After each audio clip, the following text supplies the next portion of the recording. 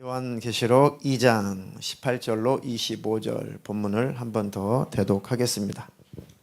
두아디라 교회의 사자에게 편지하라. 그 눈이 불꽃 같고 그 발이 빛난 주석과 같은 하나님의 아들이 이르시되 내가 내 사업과 사랑과 믿음과 섬김과 인내를 아노니 내 나중 행위가 처음 것보다 많도다. 그러나 내게 책망할 일이 있노라. 자칭 선지자라 하는 여자 이세벨을 내가 용납함이니 그가 내 종들을 가르쳐 꿰어 행음하게 하고 우상의 제물을 먹게 하는도다.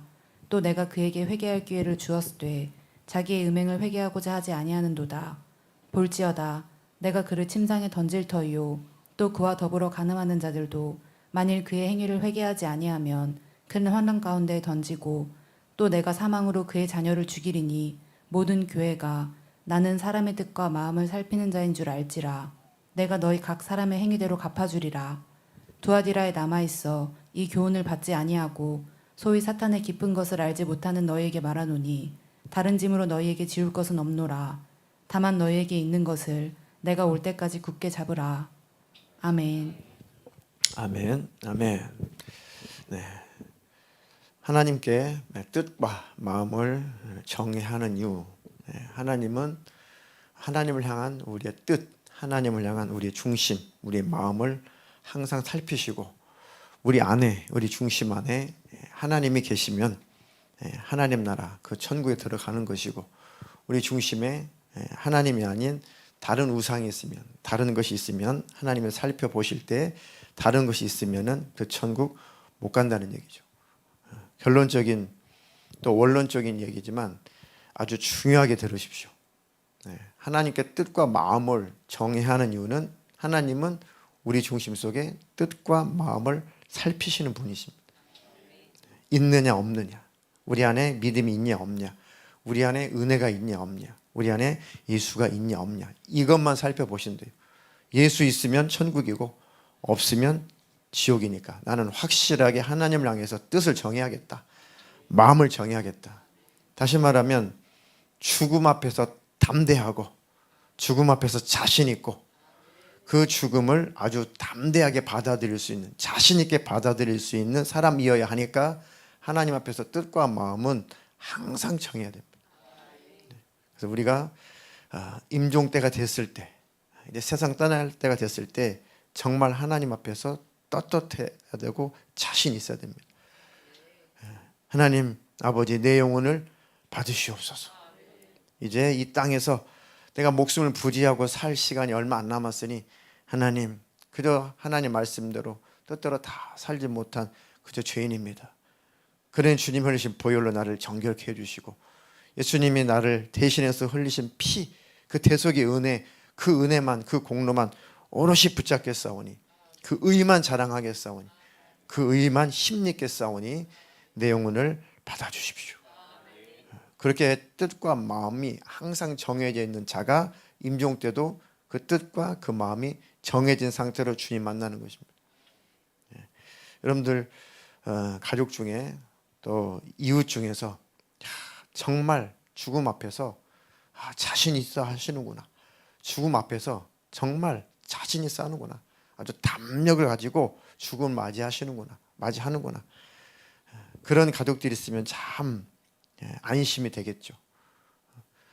또 우리가 마지막 임종을 할 때, 마지막 세상을 떠날 때 나를 지켜보는 사람들, 내 주위에서 나의 임종을 지키는 사람들이 우리 아버지는, 우리 어머니는, 우리 남편은, 우리 아내는 정말 이제 곧 하나님 나라, 그 천국에 들어가니까 정말 이 고통 조금만 있으면, 이 괴로움 조금만 이기면 이제 그 안식처에, 그 천국에 들어가니까 오히려 안심이 된다.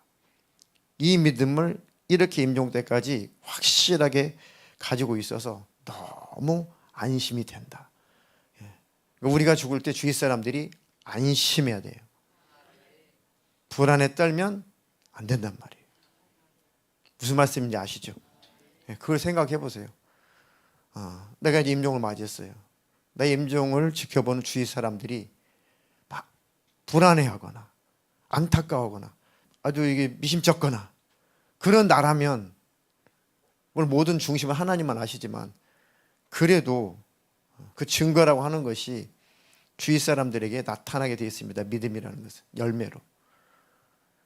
그때에 나의 임종을 지켜보는 사람들이 안심할 수 있어야 됩니다. 좀 주제가 무겁나요? 임종을 앞두신 분들 제가 이번 주 내내 며칠 동안 계속 아차하면 제가 이제 가야 되니까 지금 대기 5분 대기하고 있습니다. 5분 대기. 그분들이 믿음이 없고 뭐 저 천국 가시는 문제가 있다 그런 뜻이 아니라 그래도 목회자의 마음속에는 마지막 임종하기 전에 그래도 가서 기도 한번 해드리고 예배 한번 드려드리고 싶은 그런 마지막 그런 마음이 있어서 그런 것이고 그분들 두고 한다는 얘기가 아니라 그런 죽음이라는 것을 목격할 때 임종 환자들을 이렇게 볼 때 저를 돌아보게 된다는 거죠. 저를 내가 마지막 세상을 떠날 때 나의 임종을 지켜보는 주위 사람들이 어떠해야 된다고요? 안심해야 된다고. 그렇지 않습니까? 안심해야 될 거 아니에요. 그러기 위해서 항상 하나님을 향해서 뜻과 마음을 정하고 사십시오. 나는 예수다. 나는 천국이다. 나는 하나님 나라. 그 나라를 위해서 살다가 하나님 영광을 위해서 살다가 주님께 가야겠다. 늘 뜻과 마음을 정하시고 요동치지 않기를 주님의 이름으로 축복합니다. 이런 말이 있습니다. 여행자는 요구하고 순례자는 감사한다. 여행자는 요구를 해요. 돈을 냈으니까 대가를 지불했으니까 그에 상응한 것을 누리고 싶은 거죠. 호텔도 좋은 곳, 음식도 좋은 맛있는 것, 또 뭐 예를 들어서 또 관광지도 더 좋은 곳. 늘 여행자들은 누려야 되니까 대가를 지불했으니까 충분히 얻고 싶은 거죠. 늘 요구가 많습니다. 근데 순례자의 삶을 사람, 그러니까 인생을 그렇게 사는 사람은 늘 요구하기 바빠요. 내가 이렇게 했으니까 이거 해줘야 돼. 하나님도 내가 이렇게 했으니까 하나님 나에게 이거 해줘야 돼. 당신 내가 이렇게 했으니까 당신도 나 이거 해줘야 돼. 애들아 내가 이렇게 했으니까 너희들도 나에게 해줘야 돼. 부모님 나에게 자식이니까 이렇게 해줘야 돼. 그러니까 늘 요구하는 사람과 순례자, 어떤 상황, 어떤 형편 속에서도 늘 중심이 예수여서 이때 하나님께서 이것을 경험하게 하시는 것은 이것을 교훈하시는구나. 이것을 깨닫게 하시는구나. 좋은 일이 찾아왔든 안 좋은 일이 찾아왔든 기쁜 일이 찾아왔든 슬픈 일이 찾아왔든 이 순례자의 삶을 사는 사람들은 늘 중심이 예수이기 때문에 이 일이 내게 닥쳐온 것은 하나님께서 나에게 이 순례자인 나에게 더 교훈하시는구나. 감사하다. 감사합니다. 기쁜 일을 경험할 때도 감사하고 때는 슬픈 일을 경험할 때도 따지고 보니 하나님의 뜻이 있으셨구나. 그것 때문에 깨닫게 하시고 교훈해 주시니까 감사합니다. 잠깐 있다가 사라지는 안개 같은 인생, 이 순례자의 길을 걸으면서 그렇구나. 내 본향은 천국이다. 하나님 허락하신 이 순례 여정을 다 마치고 나면 천국이다. 여러분 여행자처럼 사시나요? 인생을 순례자처럼 사시나요? 하늘빛 사랑의 성도님들은 누가 뭐래도 순례자처럼 살고 계실 겁니다. 예수님 중심으로. 아멘. 자, 하나님의 뜻과 마음을 아까 우리 앞에 계신 집사님이 정하지 못하는 이유, 요거 하나님 앞에서 내가 왜 뜻을 정하지 못하고 마음을 정하지 못할까? 주일 오전, 오후 여러 가지 말씀을 드렸죠. 근데 가만히 성경을 보니까 하나님께 뜻과 마음을 정하지 못하는 이유는 하나님을 사랑하지 않아서 그렇구나. 하나님을 사랑하지 않아서 그렇구나. 왜 하나님을 사랑하지 않을까? 하나님의 그 중심, 하나님의 그 뜨거운 마음을 지금 모르는 거예요. 왜 그럴까? 하나님을 원하는 것이 아니라 하나님 외에 다른 것 또는 하나님이 가지고 있는 무엇, 이게 목적이기 때문에 그렇습니다. 그러니까 이스라엘 백성들이 애굽에서 하나님 은혜로 탈출을 하죠. 그래서 하나님께서 어떤 하나님이신지 수백 년 동안 그 하나님을 경험하지 못하다 보니까 그 하나님이 어떤 하나님이신지 아주 섬세하게 하나님의 살아계심 또 하나님의 능력, 하나님의 관심 이것을 이적과 능력을 통해서 많이 나타내셨죠. 하나님은 수백 년 동안 우리는 조상 대대로 들었던 그 여호와 그 하나님이 실제 경험해 보니까 전능자시구나. 그 하나님 우리와 함께 하시는구나. 우리의 삶을 책임지는구나. 세상에 아니 만날 내려서 40년 동안 영양실조 안 걸리게 완전식품을 주셔서 먹게 하신 하나님. 아니 광야에서 반석을 깨트려 가지고 그 생수를 내서 마시우신 하나님. 발이 부르지 않도록 이렇게 수십 년 동안 이렇게 우리를 지키시고 보호하시는 그 하나님. 이 하나님이면 내가 신뢰할 만하다. 이 하나님을 섬기는 일에 나는 전혀 문제가 없다. 그 하나님은 이렇게 우리에게 관심을 가지시고 이렇게 우리를 사랑하시는구나. 왜 그럴까? 하나님은 이렇게도 우리를 사랑하시나? 역시 하나님은 사랑의 하나님이시구나.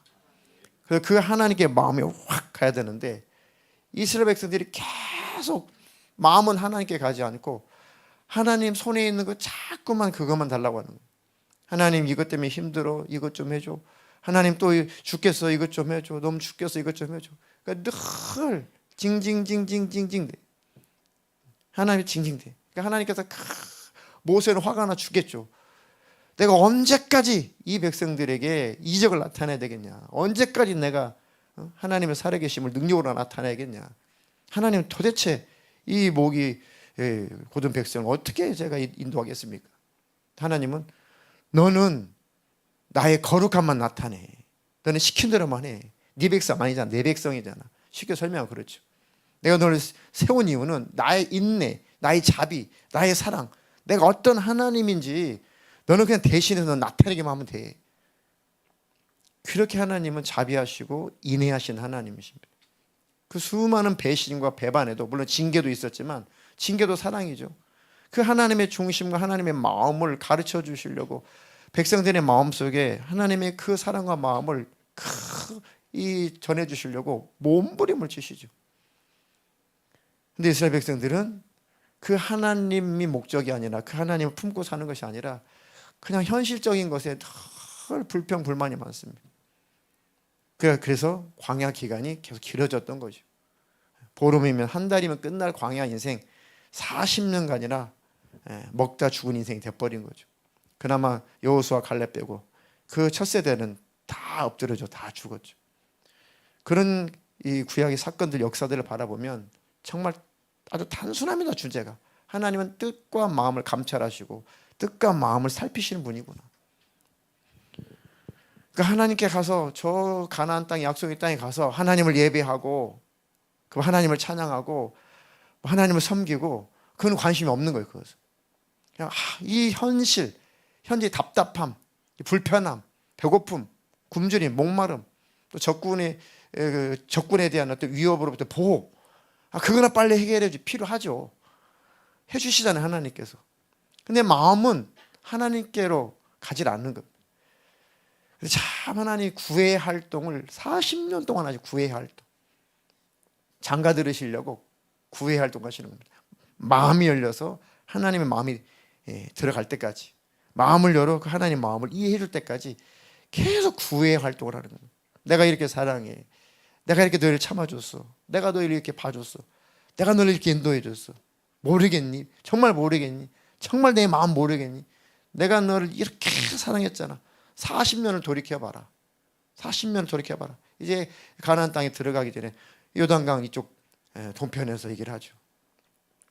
왜 하나님께 40년 동안이나 이렇게 너희들 광야 생활을 하겠냐.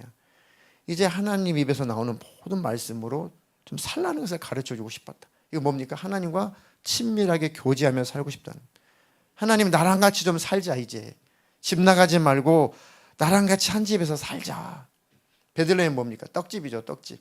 하나님의 집입니다. 성막이 뭡니까? 하나님의 전이죠. 성막 지어라. 내가 함께 할게. 이렇게 하나님은 우리와 그렇게 함께 하고 싶어 하신다는 거죠.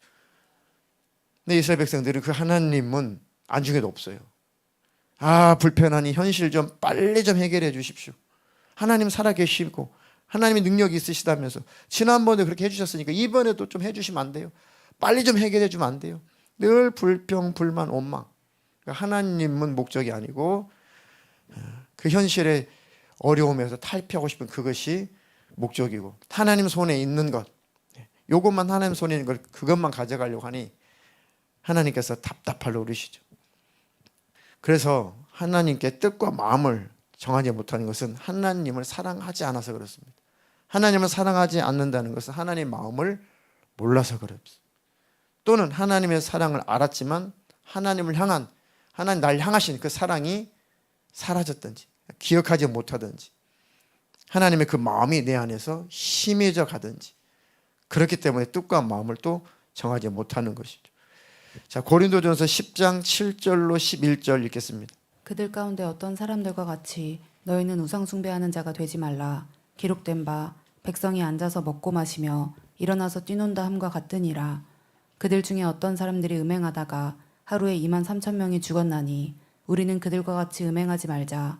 그들 가운데 어떤 사람들이 주를 시험하다가 뱀에게 멸망하였나니 우리는 그들과 같이 시험하지 말자. 그들 가운데 어떤 사람들이 원망하다가 멸망시키는 자에게 멸망하였나니 너희는 그들과 같이 원망하지 말라. 그들에게 일어난 이런 일은 본보기가 되고 또한 말세를 만난 우리를 깨우치기 위하여 기록되었느니라. 구약에 그 사건들을 왜 기록해 놨다고요? 말세를 만난 우리를 깨우치시려고, 교훈하시려고 쭉 성경을 다 일일이 기록을 하게 하셨다는 거죠. 우리 때문에, 또 우리 후손 때문에, 주님 더디 오시면 우리 후손들 때문에 이 우주가 멸망하는 그날까지 하나님께서 성경을 기록해서 계속 가르치시고 깨우쳐 주시는 것은 교훈하라고. 아, 그렇구나. 수많은 사람들이 음행하다가 우상 숭배하다가 또 하나님을 시험하다가 원망하다가 다 그렇게 멸망당했구나, 광야에서. 그러니까 하나님 앞에서 영적으로 세상으로 나가지 말고 하나님 안에 거하자. 중심이 세상으로 벗어나면, 마음이 세상으로 벗어나면 뭐요? 그걸 간음이라고 했잖아. 영적 간음. 그러니까 나는 내 중심에 꼭 하나님 모시고 살아야겠다. 그리고 원망하지 말아야겠다. 하나님을 테스트하지 말아야겠다. 끝까지 하나님을 신뢰하고 하나님을 지지하고 살아야겠다. 그러면 평강이고 안식이죠. 자, 히브리서 3장 10절로 13절 또 읽겠습니다. 그러므로 내가 이 세대에게 노하여 이르기를 그들이 항상 마음이 미혹되어 내 길을 알지 못하는도다 하였고 내가 노하여 맹세한 바와 같이 그들은 내 안식에 들어오지 못하리라 하였다 하였느니라. 형제들아 너희는 삼가 혹 너희 중에 누가 믿지 아니하는 악한 마음을 품고 살아계신 하나님에게서 떨어질까 조심할 것이요 오직 오늘이라 일컫는 동안에 매일 피차 권면하여 너희 중에 누구든지 죄의 유혹으로 완고하게 되지 않도록 하라. 네. 하나님 앞에 나는 여호와 하나님을 영원히 섬겨야지. 내가 저 가나안 땅에 들어가거든 정말 하나님만 섬겨야지. 그리고 하나님을 늘 영화롭게 해야지. 하나님이 그 마음을 기대하시고 그 열매를 기대하셨는데 이스라엘 백성들이 그 열매가 안 맺는 거죠. 하나님께서 이 세대에게 노하여 이르기를 그들이 항상 마음이 미혹되어서 내 길을 알지 못하는도다 하였고 그 이스라엘 백성들이 내가 노하여 맹세한 바와 같이 그들은 내 안식에 들어오지 못하리라. 못 들어와. 그렇게도 내가 싫어. 그렇게도 내가 싫어. 계속 불평하고 원망하고 다른 신 섬기고 자꾸 하나님 시험하고 그렇게도 하나님을 이 중심 속에 모시려고 하지 않으니까 하나님께서 그렇게도 내가 싫으냐. 내가 이렇게 구애 활동을 했는데 이렇게 내 사랑을 내 마음을 이렇게도 표현했는데 그렇게도 내 마음을 모르고 안 받아주냐. 그렇게 내가 싫으냐. 그럼 알았어. 오지 마. 그러면 내 안식에 너 못 들어와. 그러면 내가 그렇게 싫으면 나 있는 천국에 그럼 들어오지 마. 그 얘기예요. 그 얘기. 미워서 그랬겠습니까? 답답하신 그렇겠죠. 그만큼 사랑의 농도가 진하기 때문에 이런 말씀도 하시는 거죠. 내 안식에 들어오지 못하리라 하였다 하였느니라. 형제들아 너희는 삼가 혹 너희 중에 누가 믿지 아니하는 악한 마음을 품고 살아계신 하나님에게서 떨어질까 조심할 것이요 오직 오늘이라 일컫는 동안에 매일 피차 권면하여 너희 중에 누구든지 죄의 유혹으로 마음이 강팍해지지 않도록 완고하게 되지 않도록 해라. 죄악으로 말미암아 마음이 강팍해지지 않도록 죄의 유혹으로 마음이 완고해지지 않도록 주의해라. 아멘이십니까? 오늘 어떤 젊은 부부 식사도 하고 차도 마시고 대화도 나누고 이렇게 했습니다. 둘 중에 한 분이 질문을 했습니다. 뭐 TV를 본다든지 영화를 본다든지 이런 것들을 접할 때 영향을 많이 받는 사람이 있고 영적으로 영향을 잘 받지 않는 사람이 있다. 근데 그 차이를 잘 모르겠다. 어떤 분들은 영화를 쭉 보고도 그게 영적으로 영화는 영화지, 신앙생활 신앙생활이고 그래서 별로 이렇게 영향을 받지 않은 것 같은데, 또 다른 사람은 영화를 보든 TV를 보든 신앙생활에 막대한 지장을 초래한다. 참 그런 부분이 궁금하다. 그렇게 대답을 했습니다. 영화를 보든 TV를 보든 그 내용을 접할 때 내가 그 내용을 통해서, 그 영화를 통해서, 드라마, 그 TV를 통해서 내가 감정이 입이 되고 그리고 뭔가 어둠이 내게 확 들어오면 그 자체가 악한 영이 지배를 하고 악한 역사를 하게 된다. 근데 아무리 괜찮다 해도 난 아무 영향도 안 받아. 영화를 보든 드라마를 보든 난 아무런 영향을 받지 않아. 그건 거짓말이다. 몰라서 그렇지 못 느끼지. 그만큼 보면 보는 대로, 들으면 들은 대로 젖어지게 돼 있다. 그게 큰 문제가 되지 않아서 그렇지 다 그게 저장이 되고 은연중에 젖어지게 되어 있다. 그러니까 이 세상이라고 하는 것이 그 안에 드라마든 영화든 거기에 뭔가가 꼭 감독은 뭔가를 주입하고 싶은 거예요. 뭔가 메시지가 있는 겁니다. 뭔가 사상이 있는 거예요. 뭔가 철학이 있는 겁니다. 그게 참 성경적이고 좋은 것이면은 더더욱도 좋겠죠. 그런데 비성경적이고 반성경적인 사상, 어떤 철학, 가르침, 교훈 이런 것들이 내 가슴속에 쑥 들어오게 되면은 그게 바로 그때부터 악한 영의 영향을 받기 시작하는 거예요. 어떤 영화를 보든지 어떤 내용의 TV를 보든지 잘 성경을 중심으로 분별을 잘 하셔야 됩니다. 그 은연중에 분별력이었으면 그게 젖게 돼요. 이게 뭔가 교훈이 되고 뭔가 이렇게 인생의 좋은 것을 깨달을 수 있는 그런 영화들이 있는데, 저는 그런 주제의 영화를 보면 짐이 돼요.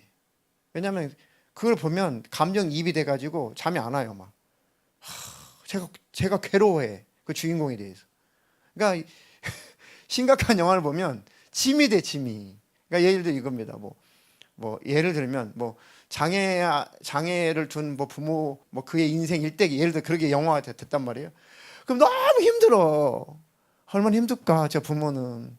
저 애는 왜 또 저렇게 태어나가지고 이렇게 힘들게 살까. 이게요 다 힘이 들어. 스트레스를 받아요. 그래가지고 좀 속에 있는 걸 좀 털어버리자고 영화를 보고 싶은데 더 스트레스를 받으니까 이게 싫은 거죠. 근데 우리 안사람하고는 완전히 성향이 달라요. 우리 안사람은 이렇게 뭔가 울고 슬퍼하고 그 교훈을 또 얻고, 그래서 그래 맞아 힘내서 살자 이런 걸 좋아하는데, 아우 힘든데 마음과 생각을 좀 털어야 되는데 왜 심각한 걸 봐? 안 봐. 그리고 그냥 막 생각 없이 막 웃는 거, 생각 없이 막 따다다다다 쏴 죽이는 거, 이게 안 맞아. 이게 취향이 안 맞아. 근데 요새는 영화 그런 걸 볼 시간도 없지만은 요새는 내 안에 악이, 내 안에 악이, 인정하지 않았던 그 악이 내 안에 있었구나. 내 악이 있었구나. 그것은 하나님 앞에 절대로 합법화 될 수 없다. 하나님 앞에 절대 그것은 핑계가 될 수 없다. 그러면서 그 제 자신을 보면서 그것들이 이제 싫어지더라고요. 볼 시간도 없지만 이렇게 이 생각과 마음이 하나님 앞에서 미혹이 되어서 점점 하나님과 멀어진다는 것이. 하나님과 멀어져. 그러니까 세상에 아무것도 아닌 것 같지만 하나님과 나와 가까워지게 하는 것들인가, 하나님과 멀어지게 하는 것들인가, 잘 분별하셔서 절대 죄의 유혹으로 말미암아 마음이 완고해지지 않기를 주님의 이름으로 축복합니다. 그 젊은 부부가 그런 질문을 해서 그렇습니다. 영향을 안 받는다고? 절대 안 받을 수 없습니다. 꼭 받는다. 그러니까 무엇든지 빠지면 안 되고 뭐든지 중독되면 안 됩니다. 빠지고 중독되려면 예수에게 중독되고 예수에게 빠져야 됩니다. 성경에 중독되고 성경에 빠지십시오.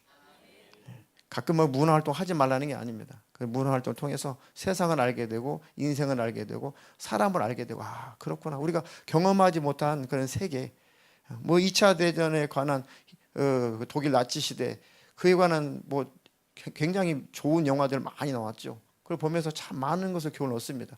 뭐 그런 문화활동 자체를 하지 말라는 것이 아니라 세상이라고 하는 것에 빠지지 말라는 겁니다. 이해가 되십니까? 자, 마태복음 6장 30절로 33절도 읽겠습니다. 오늘 있다가 내일 아궁이에 던져지는 들풀도 하나님이 이렇게 입히시거든 하물며 너희일까 보냐 믿음이 작은 자들아 그러므로 염려하여 이르기를 무엇을 먹을까 무엇을 마실까 무엇을 입을까 하지 말라 이는 다 이방인들이 구하는 것이라 너희 하늘 아버지께서 이 모든 것이 너희에게 있어야 할 줄을 아시느니라 그런즉 너희는 먼저 그의 나라와 그의 의를 구하라 그리하면 이 모든 것을 너희에게 더하시리라. 정말 솔직하게 정직하게 하늘빛 사랑교회 성도님들이 이 믿음을 가지고 정직하게 이 말씀 앞에서 이 빛 앞에서 하나님 앞에서 정직하게 이 말씀을 아멘 하고 이 말씀을 살아내는 분들이 얼마나 계실까 생각을 해보십시오. 하나님 앞에서 정직하게 오늘 있다가 내일 아궁이에 던져지는 들풀도 하나님이 이렇게 입히시지 않냐 하물며 너희일까 보냐 믿음이 작은 자들아. 여기까지는 아멘 할 수 있죠. 그런데 그러므로 염려하여 이르기를 무엇을 먹을까 무엇을 마실까 무엇을 입을까 하지 말라. 이는 다 이방인들이 구하는 것이라. 너희 하늘 아버지께서 이 모든 것이 너희에게 있어야 할 줄을 아시느니라. 그런즉 너희는 먼저 그의 나라와 그의 의를 구하라. 그리하면 이 모든 것을 너희에게 더하시리라. 이걸 잘못 해석하게 되면 하나님 먹고 마시고 이거 다 하나님께 책임지니까 뭐 경제 활동도 하지 말고 뭐 일도 하지 말고 뭐 가정 아무것도 하지 말고 그냥 기도만 하고 살아. 이 뜻이 아니에요. 이것은 지금 저도 그렇게 해석해서 그렇게 살아본 때가 많이 있었습니다. 이 말씀은 지금 그런 말씀이 아니고 너희는 먼저 그의 나라와 그의 의를 구하라. 너희들이 먹을 것, 마실 것, 입을 것, 쓸 것, 돈, 이 모든 부요, 세상의 모든 필요, 그 모든 것들 다 그것이 왜 존재해야 되고 그것이 너에게 왜 있어야 되냐 이거죠. 그걸 물어보고 계시는 거예요.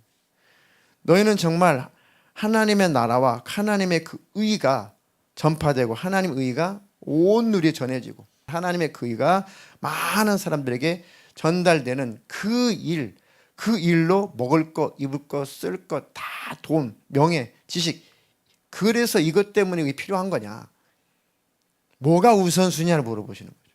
그러니까 하나님의 나라와 하나님의 의를 위해서 한번 기도를 해봐라. 하나님의 나라와 하나님의 의를 위해서 삶을 한번 살아봐라. 그 일을 위해서 한번 뛰어들어봐라. 인생의 이유가 목적이 구원을 받았다면 하나님 나라를 위해서 하나님의 의를 위해서 한번 이제 뜻을 정하고 마음을 정하고 한번 살아봐라. 그렇다면 하나님이 먹을 거, 입을 거, 쓸 거 하는 일 안 되게 하겠냐. 복음과 함께 사는 자는 복음으로 말미암아 산다고 했습니다. 복음과 함께하는 자들은 복음과 함께 살리라라고 하나님께서는 딱 정해놨습니다. 밭을 가는 소의 입에 망을 씌우지 마라. 소가 열심히 지금 밭을 갈았어요. 쟁기질을 했다고요. 그런데 소가 이제 다 쉴 때가 다 밭을 가고 쉬고 있을 때 막 풀을 뜯어먹어야 될 거 아닙니까? 근데 만약 집주인이 아무것도 못 먹게 망을 씌워버렸어요. 입에다가 소 입에다 망을 굶어 죽죠. 그런 주인이 어디 있냐. 밭 가는 소의 입에는 절대 망을 씌우지 마라. 이 일을 했다면 반드시 주인은 충분히 먹여라. 그 얘기잖아요. 이것처럼 하나님을 위해서 하나님 나라를 위해서 하나님 의를 위해서 산 자를 하나님 책임 안 지겠냐 그 말씀인 거예요. 그런데 우리는 아니요 하나님 먼저 채워주세요. 먼저 필요를 주세요. 먼저 넉넉하게 해주면 그때 제가 하나님 나라를 위해서 하나님의 의를 살게요. 이 싸움이 계속 벌어지는 겁니다. 하나님은 절대 고집 안 꺾어요. 아니 네가 나에게 마음을 줘.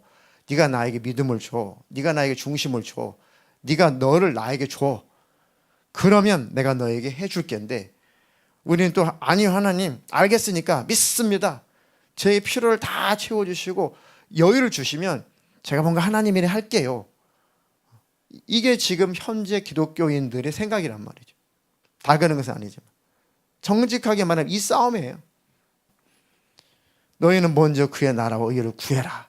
그 일을 위해서 무엇이든지 해라. 그 목적으로 살아라. 그러면 내가 책임져 줄게.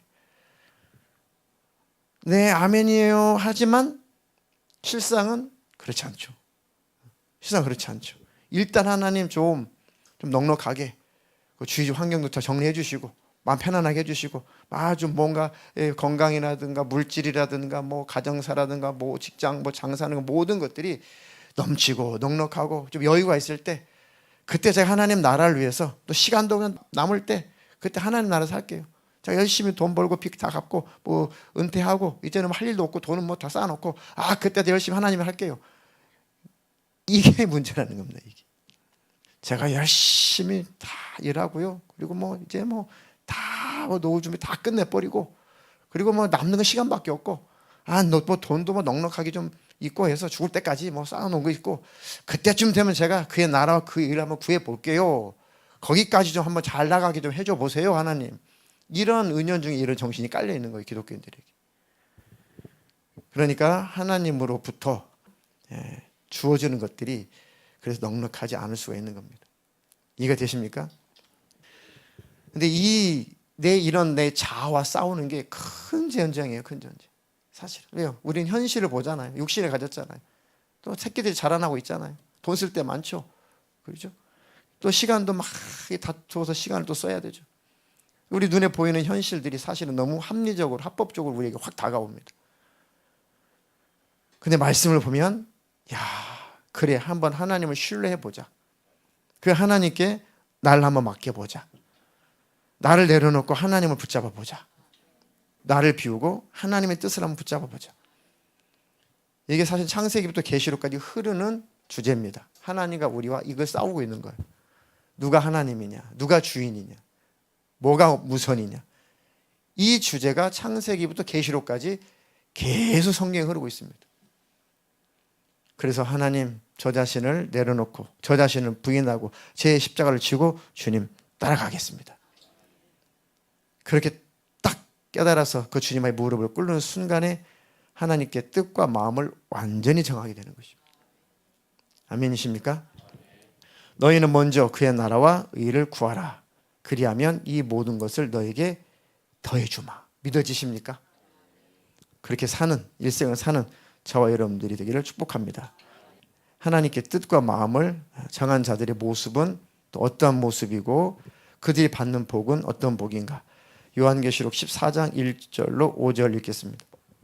또 내가 보니 보라 어린 양이 시온산에 섰고 그와 함께 14만 4천이 서 있는데 그들의 이마에는 어린 양의 이름과 그 아버지의 이름을 쓴 것이 있더라. 내가 하늘에서 나는 소리를 들으니 많은 물소리와도 같고 큰 우레소리와도 같은데 내가 들은 소리는 검은 고 타는 자들이 그 검은 고를 타는 것 같더라. 그들이 보좌 앞과 내 생물과 장로들 앞에서 새 노래를 부르니 땅에서 속량함을 받은 14만 4천 밖에는 능히 이 노래를 배울 자가 없더라. 이 사람들은 여자와 더불어 더럽히지 아니하고 순결한 자라. 어린 양이 어디로 인도하든지 따라가는 자며 사람 가운데에서 속량함을 받아 처음 익은 열매로 하나님과 어린 양에게 속한 자들이니 그 입에 거짓말이 없고 흠이 없는 자들이더라. 아멘. 계시록의 14만 4천 명은 1000% 1000% 상징적인 숫자입니다. 아니 구원받은 사람이 14만 4천만 있어요? 신천지도 아니고. 자, 14만 4천은 상징적인 숫자입니다. 구원받은 무리들이라는 뜻입니다. 자, 그 상징적이죠. 그 이마에 어린 양의 이름과 아버지의 이름을 쓴 것이 있다. 구원받은 자, 인맞은 자죠. 내가 하늘에서 나는 소리를 들으니 많은 물소리와도 같고 큰 우레소리와도 같은데 내가 들은 소리는 검은 고 타는 자들이 검은 고를 타는 것 같더라. 그들이 보좌 앞과 내 생물과 장로들 앞에서 새 노래를 부르니 땅에서 속량함을 받은 14만 4천. 그렇잖아요. 땅에서 구원받은 속량을 받은 14만 4천 밖에는 능히 이 노래를 배울 자가 없다. 구원받고 천상에 이르면 하나님 나라에 이르면 새 노래를 부른대잖아요. 그런데 가봐야지 부른대죠. 지금 뭔지 몰라요. 꼭 가서 그 노래 부르시길 축복합니다. 이 사람들은 여자와 더불어 더럽히지 아니하고. 세상이라고 하는 여자, 간음하지 않았다. 마음과 중심이 늘 오롯이 하나님을 향하고 있었다. 여자와 더불어 더럽히지 아니하고. 자, 생각과 마음을 빼앗기지 않고 세상에 뺏기지 않고 그렇게 해석하면 됩니다. 순결한 자다. 마음이, 신랑 되신 예수님 앞에 마음이 항상 순결하다. 정결한 자다. 어린 양이 어디로 인도하든지 따라가는 자고, 사람 가운데서 속량함을 받아 처음 익은 열매로 하나님과 어린 양에게 속한 자들이니. 이건 다 같은 의미예요. 지금 그 입에 거짓말이 없고 흠이 없는 자들이더라. 이렇게 하나님께 뜻과 마음을 정한 자들은 이 모습을 하나님께서 인정해 주신다는 것입니다. 이해가 되십니까? 그렇구나. 하나님은 그래서 처음부터 끝까지 뜻과 마음을 살피시는 분이시구나. 이해가 되십니까? 그렇게 뜻과 생각을, 마음을 감찰하신 하나님, 늘 주님이 바라보실 때 늘 내 안에 주님이 있게 해주시고, 주님이 감찰하실 때 꼭 내 안에 우리 주님이 계시기를 원합니다. 주님과 그렇게 늘 동행하며 살게 해주십시오. 빨리 그렇게 세워지게 해주십시오. 어제 셀장님 또 실장님들 또 그 외 분들 성경교육 시간에 오셨습니다. 뭐 이번에 뭐 많이 강요도 안 하고 단톡에다 몇 번 이렇게 공지사항 올리고 광고 시간에도 그렇게 뭐 광고도 안 하고 그렇게 해서, 왜냐하면 사모하시는 분들이 오시면 그분들과 함께 이렇게 은혜스럽게 나눠야지 하고 이제 어제 기다렸습니다. 근데 웬걸요, 청년회실이 그냥 꽉 찼어요. 이제 다 끝나고 돌아가면서 굉장히 감사하더라고요. 마음속에 야, 강요하지 않고 의무라는 짐도 지우지 않고 그렇게 했음에도 불구하고 많은 분들이 오셨구나. 아, 정말 더딘 것 같은데 우리 교회가 많이 섰구나. 정말 전해진 말씀, 복음이 열매를 이렇게 맺고 있구나. 그리고 이렇게 서로 대화하고 또 질문도 하고 답변도 하고 이렇게 허심탄회하게 말씀도 나누고 하는 그런 모습 속에서 야, 감사하다. 그래도 우리 교회가 이만큼 많이 섰구나. 계속해서 하나님께서 사람을 세워라, 교회를 세워라, 사람을 세워라. 올해 들어서 계속 기도할 때 그런 말씀을 제 안에서 계속 하시거든요. 사람을 세워야 돼. 교회를 세워야 돼. 사람을 세워. 교회를 세워. 아, 그렇구나. 우리 교회가 이 코어층들, 이 리더층들이 조금 더 단단해져야겠구나. 코로나 때 그리고 또 교회 설립 초기 때 다 두루두루 다 힘드시고 어렵고 막 이렇게 하다가 그런 것들을 했었어야죠. 해야 되고. 그런데 교회가 더 든든하게 서기 위해서는 이 코어층들, 리더층들이 조금 더 든든히 세워져 가야겠구나. 그래서 어제 셀장, 실장 어제 성경교육을 마치고 나서 하나님께서 마음속에 주신 그 음성이 무엇인지 깨달은 거예요. 제가 자꾸 사람을 세워라, 교회를 세워라. 알죠. 그 하나님 알죠. 그렇게 해야 되는 거 알죠. 그렇게 실감하지 못했는데 어제 성경교육 끝나고 나서 이런 말씀을 하시는 거구나. 사람을 세워라, 교회를 세워라. 각자가 하나님 앞에 세워지시기를 축복합니다. 꼭 리더만 세워라 그게 아니라 우리 모두가 하나님 앞에서 세워져야 된다는 것입니다. 굳건한 반석에 서시기를 주님의 이름으로 축복합니다.